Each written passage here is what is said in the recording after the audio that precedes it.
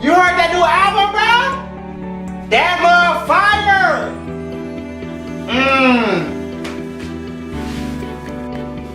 So, tell me about yourself, Ronald. Well, just now graduating high school. That's awesome. I'm just looking to get my feet wet a little bit. Jacoby Williams! Jacoby Williams! Jacoby Williams! Yo! That's me!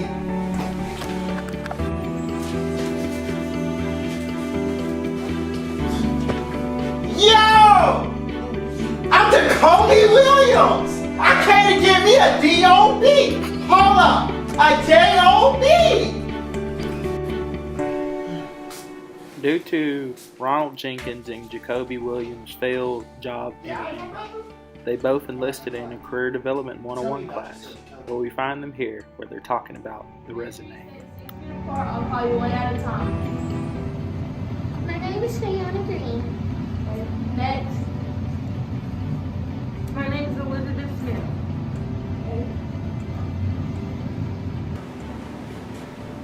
Did y'all put on hand sanitizer? No. Next. Next. You got a last name? Next.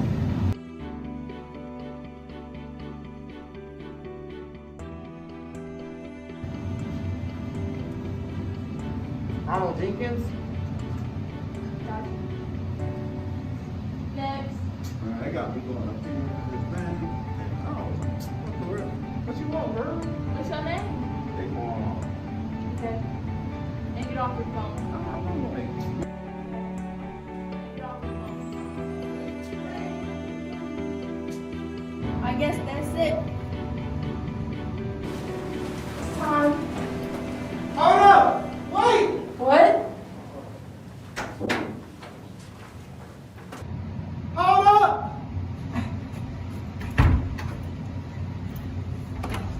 Yo! Oh man, not this dude again, man.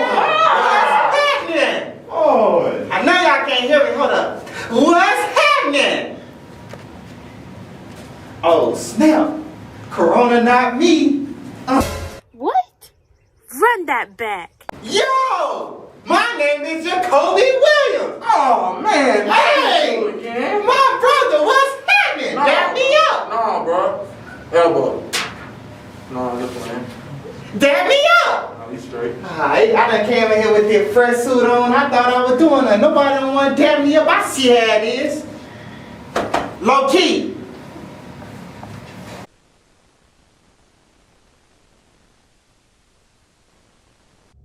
Hello everybody, my name is Greg Jenkins and I would like to take the time to thank everybody who came to the seating course. Today we will talk about how references are key except of resume.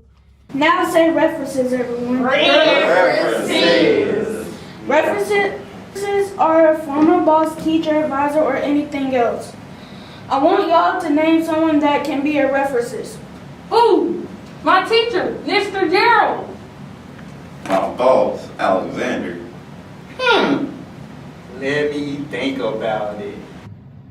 My nurse. My teacher. Hold up. I got my mama, I got my uncle. Oh, dude, this is my class. I see how it is. Low key. With some jobs, a good references on top of a stellar resumes can be the difference between landing a job and remembering job lists. So I encourage you to take your time on your resume, and I bid you Godspeed as you search for new career opportunities.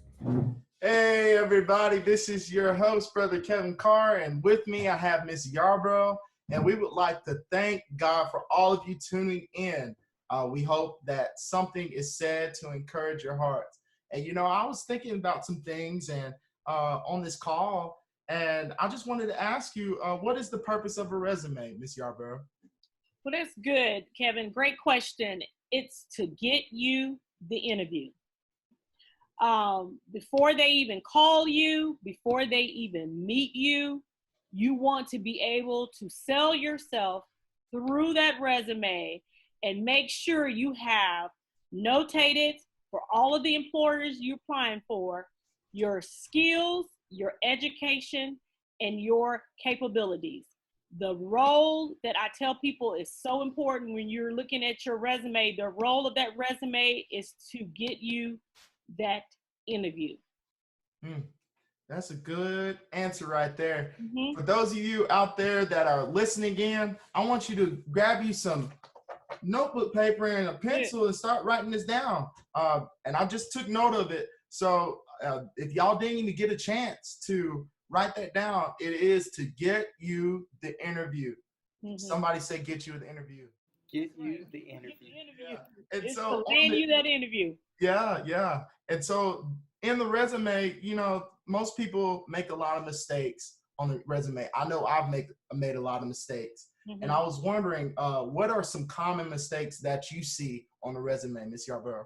And some of the common mistakes that are found on resumes are typos, grammatical errors, too much information, not enough information. You didn't highlight your job skills. Your job skills don't match the qualifications for the job. So some of the main important things you want to be mindful of is to get that resume reviewed. Look at it, get a set of second eyes on it, and make sure that you catch all of your errors on the resume that would appear. And some of the common ones are typos and grammatical errors. Mm-hmm. And which brings me to what you said on reviewing something. Mm-hmm. A lot of people, they're just submitting their resume in and not getting it reviewed by anybody. Right. Who do we need to give our resume to so that they can review it before we turn it in? That's a great question. And you do want to have a second set of eyes. If you're working and you have a good relationship with your current manager, that's a good person to allow your resume to be reviewed by him or her. I've had that done before. Someone you work with, I should say, a coworker, is a good person to have look at your resume. If you're in college, your professor, the people that work in the job office department where you can go and look for jobs, So I would go to that department and have someone to look at it. If you have the budget, you can hire you a resume writer to review your resume and to provide you some constructive feedback. So that's just name a few people that I would really have look at my resume. Now, for those of you that don't know, at the colleges, they have job fairs, and they do have listed in a category resumes. So they can work with you too. For those that are in college, you can go there and get your resume done. And then also there are job opportunities. They're also there too. So, I mean, there's so many things that you can find out that's in college. And those people, they don't even know because they don't really take the time out to go and search out and look out and see if colleges are offering, you know, resume, classes, those type of things. You know, most people, I found that they're a little lazy, but I tell you the truth. If they just go and look, then they will find somebody and they can get that help. You know, that's I agree with you, Kevin. You're right, because the colleges and different campuses do have those departments, and they do hold certain workshops and career sessions. And like I said, in your career development department at your campus, you know, they have jobs and opportunities, and they have recruiters there that are available to help you. So you got to be resourceful. You got to reach out, and you got to just find out who would be the best person to give you the information that you need, which I would say constructive feedback, to be able to apply for your jobs without a lot of the errors that we constantly see that, you know, take you out of the running, you know, when you're applying for jobs. Yeah. And we don't want to get our job denied, you know, if we don't, you know, go to the person and ask them. It's always good to ask at least 2 or 3 people. Do you think so? Yeah. And so, you know, which brings me to this, you know, in some resumes, I find that a lot of people put, what is it? Because I was writing it down. They choose their references as their family members and stuff. And I was wondering, who do we really need to choose for a reference? Not your family members. Yeah, not your family. That's not a good idea. And even though we've worked in the workforce with family members, whether it's, you know, in an entrepreneur setting or in ministry or what have you, you want to have, you don't want to have your family members to do letters of reference. And a lot of employers don't allow it. They will tell you what kind of references they want, professional references, and they will, you know, tell you how many they need. And some won't, but you want to always at least have 3 to 4 good references. So some of the references I would say to suggest, you know, for a wide range of audience is teachers from high school is good to have a reference from your professors from college, or if you're currently in college, a professor that you had a great relationship with or you did very well in that class. You want to get a letter of recommendation from. Leaders in the community, people that you've worked and volunteered in the community at different organizations, is always good to get a letter of reference from them.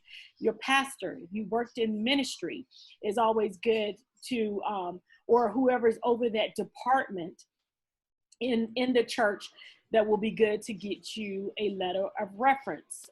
Prior supervisors or current supervisors can give you a letter of recommendation too as well.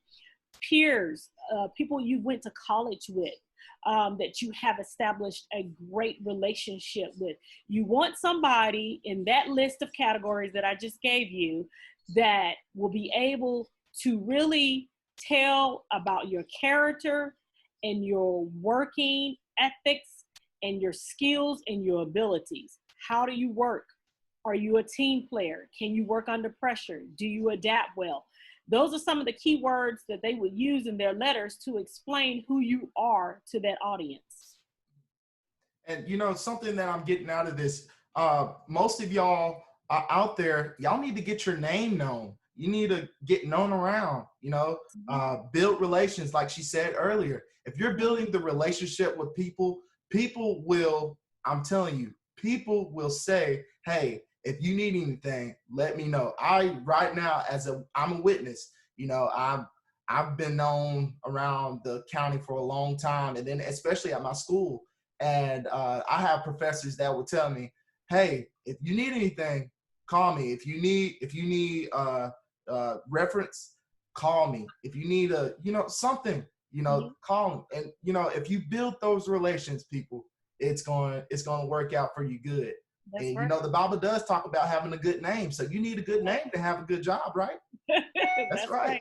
That's right. And so, which brings me to this, because after you get the resume, after you get all that done, now it's to the job interview process. And we know that unemployment rates are going up, and people are trying to apply for jobs. College students are trying to apply for jobs, and they're now going from, instead of meeting face to face, they're going to Zoom or on a conference call. And so if you can enlighten that on to us about that, Okay. what do we need to do?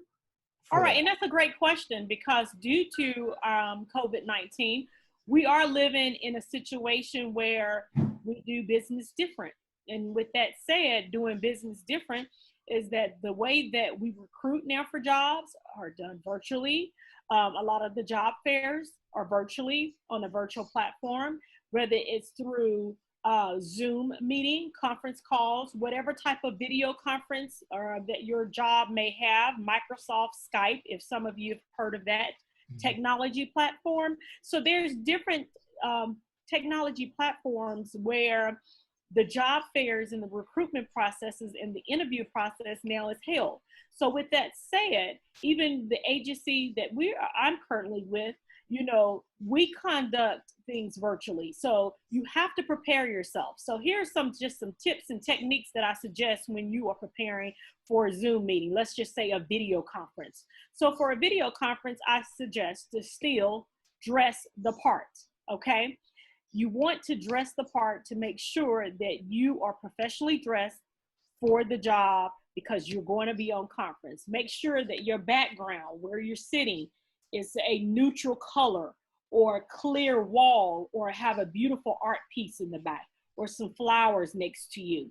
You want to make sure you stage the background to be not causing any distraction, but very neutral, okay? You want to also make sure that you log on time. And when I say on time, that means what? Early. You remember from my last session, I stated to be early is to be on time, and to be on time is late. So with that said, call in early. This will give you an opportunity to check your internet connection. Make sure you're in a room where the reception is great for your internet connection.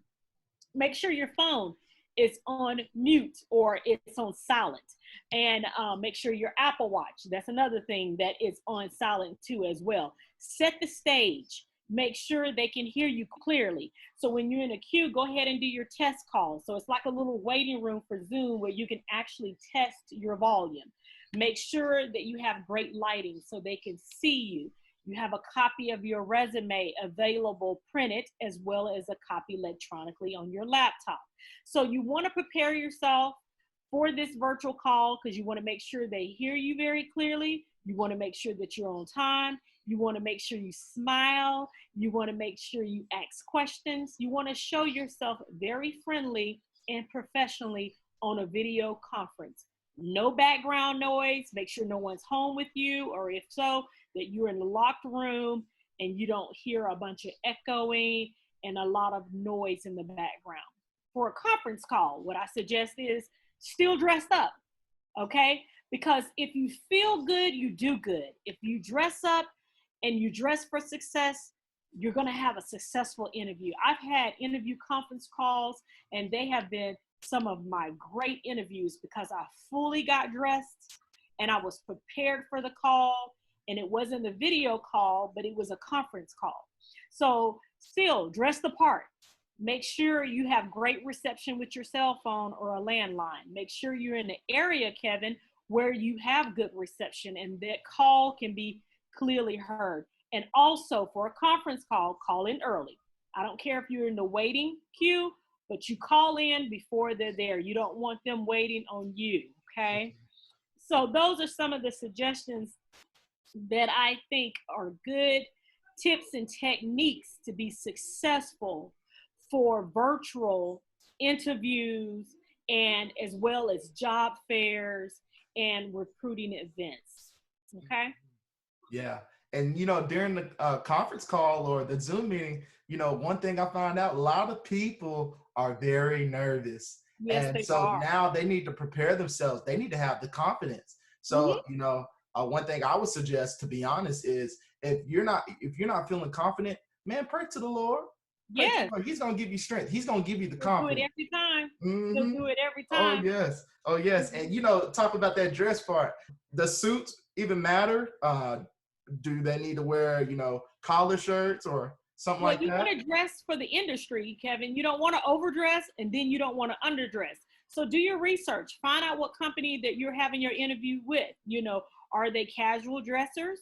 Or are they professional, suit and tie wearers every day? A lot of your businesses nowadays are not suit attire. So know the dress code. Make sure you don't overdress, but then you don't want to underdress. For men's, I would suggest, a polo top, similar collar top. They can wear a tie if they want to, but just a blazer, a nice blazer and some slacks is nice. It just depends on the industry and the type of industry that you are trying to get a job in. What setting are you going to be working in? Are you going to be working outdoors in a manufacturing environment, or are you going to be working in an office? There's just a lot of things you need to take in consideration and do your research before you come dressed for your interview. So people, just make sure you don't do too much. Yeah. Because if you do too much. Yeah, you don't want to do too much, and then you don't want to not do too much. You want to make sure you have a balance. A good, healthy balance is just good. So do your research, find out how the employees dress. And, a lot of people put pictures all over the place between LinkedIn, Instagram, Twitter. We have the resources available to do a good, thorough research to be prepared. Mm-hmm. That's good. That's good right there. And, I was thinking about our young people, our college students that are about to get ready to graduate. And I want to give you the floor and let you encourage them on,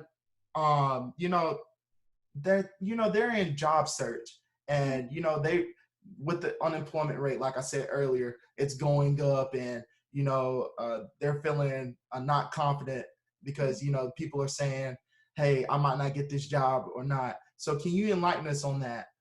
Okay. Well, also just think about, we're living in a society right now that is dealing with a not only nationwide, but worldwide issue with COVID-19, okay?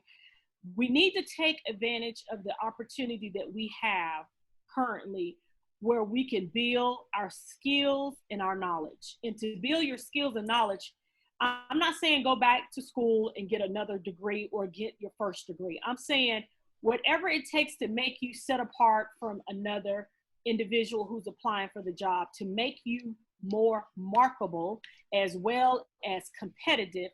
You might want to find different skill sets, such as the IT department, working with technology, learning how to code. Take a certification class that may last just a couple of weeks. Learn more about the medical field, the billing process. Take advantage of the downtime that you may have right now to prepare yourself so when the workforce opens back up, that you're ready. You need to apply every day. Looking for a job is a job, okay? You have to keep that in mind.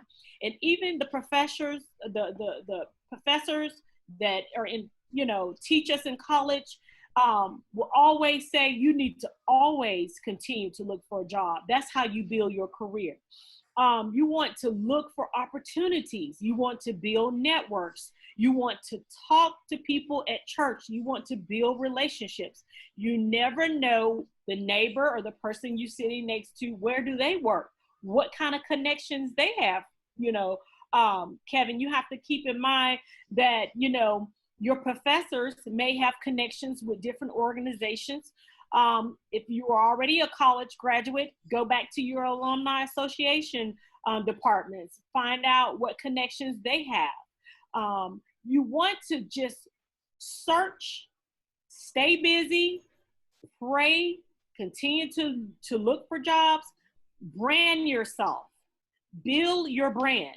And how you build your brand, which is yourself, Rebecca Yarbrough, Kevin Carr, your brand. Build your brand. Always learning. Always look for opportunities. Don't always think that an opportunity lies within a salary. You can get a great opportunity that lies within a volunteer position. A lot of us don't volunteer anymore. I love to volunteer. I love community service work. I love to meet people in the community that work at different organizations that I don't get to see on a day-to-day through my everyday workforce. So volunteer in the community, get your name out there, build your brand, build a platform like LinkedIn. Look at social media from a professional standpoint and not from a social standpoint. Use it to be able to network and connect with people all over this nation, okay? And do it in a professional manner where they know that you're looking for job opportunities, have confidence and know that you are an asset and not a liability, that you will be contributing to that organization. So we have to be encouraged. We have to work. We can't just sit around and not do anything, okay? You gotta have faith. Faith without works is dead. So you can have faith, but if you don't have no works behind your faith, how do you expect God to move on your behalf? Show the Lord you mean business. That's right. Get out there and come out of your, shyness and learn how to communicate. And if you don't learn how to communicate, take a communication class. Pick up a hobby. That hobbies listed on your resume looks good. It lets people know that you are a well-rounded individual. What are your hobbies? Reading. Don't put traveling. You can't travel right now. Do you know how to plant a flower? Gardening. Put something that people can really have a conversation about that you can do, whether it's knitting or you learn how to sew, okay? Or, just different things that we can pick up, or painting, that we need to get familiar with ourselves, learn ourselves over again. And this is the time to redeem the time. God has given us another chance to really get it right. And we need to really focus on our spiritual man as well as our physical man. We need to get our careers in order. We need to get a lot of things that we haven't had time to do. This is the time. This is the time to focus on my career, my profession, my education, my credit, my physical man, my health, cooking, doing things that you never had the chance to do before because we've been so busy. But with the unemployment rate, employers are still hiring. We're hiring. They're still hiring. And they're doing it through a different platform. So that's why it's so important to network and to find out where the job fairs are going to be held, on what Zoom meeting or what platform will the recruiting event take place. And that takes picking up the phone, calling people, texting people, emailing people, researching on your laptop, not playing games, not playing computer games, but trying to find your next opportunity. And to do that, it's going to require some works, okay? And with that work, you're going to have faith and you're going to pray. And the Bible said, ask anything in his name, right? Did he say ask? Okay. So we're going to believe that, and we're going to hold on to the faith, and we're going to believe that God is going to really work on our behalf as we move forward and believe and put the works in. Okay. And we got to do that. And a lot of people don't want to do work. They just want it to be handed to them, but you got to put in the work. That's You right. got to do it and stay encouraged, because it's coming. It's coming. If you believe it, it's coming. And I'm telling you, I'm a witness. During these economic times right now, I am a true witness that employers are still hiring. I got an upcoming testimony that's just going to blow you away. I'm telling you, God is still able and he's still in the blessing business, but you got to believe it. And while you believe in it, you got to move by faith, get out of your comfort zone, and you got to get out there and you got to make it happen for you. Amen. That was a mighty fresh word. Amen. It's good. It's so good. I love the Lord. It's good, Kevin. All right. That was a mighty word. And we thank you, Ms. Yarborough, for your time. We really appreciate it. Everybody, we hope you were encouraged from this interview process part 2. Amen. And we will be back with you next time. Amen.